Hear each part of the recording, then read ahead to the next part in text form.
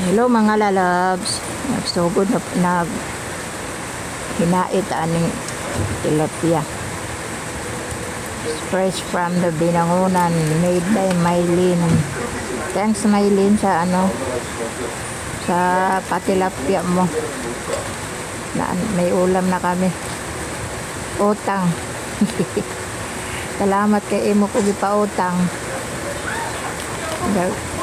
Duha na ni namo ka kananan, dalawang kainan na namin to.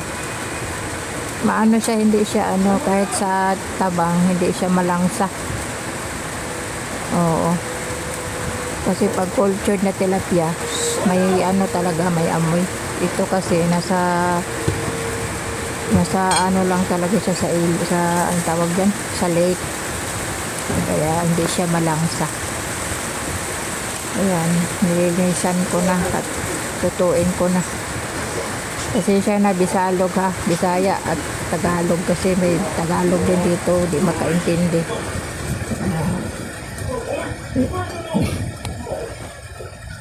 Piniprito ko, tas pinapaksiw. May ulam na rin ng mga aso ko. Salamat sa isda. Mylene Gandredejos. May ulam na kami. Madami niyan. Hindi ko nga alam magkano ang presyo yan. Ayaw naman sabihin. Oo, yan ang ko, hindi siya maalat. Hindi siya maalat, hindi siya malangsa. Iba din pag iba talaga pag yung alat naman, wala naman siyang langsa, pero may maanuhan ka pa rin na may malasahan ka pa rin langsa sa alat, pero yan dyan na lang, okay naman yan, hindi naman siya masyadong anuhan ko lang ng asin, talagang kinukumusan ko ng asin.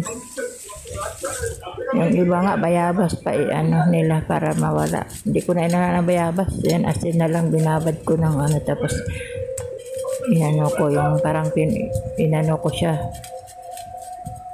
Pinigpisan ko ng asin. Tapos sinugasan ko ng 2 beses. Hindi na siya okay na. Hindi siya malangsa. Yan ang gusto ko sa pag nasa Binangonan, yung doon. Hindi siya malangsa.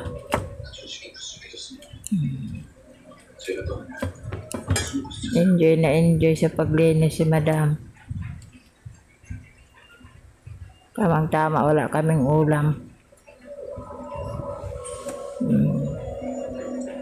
Dalawang kainan na namin yan, may mga aso pa. Kasi may problema din ako pag walang ulam ang aso, mapakahirap.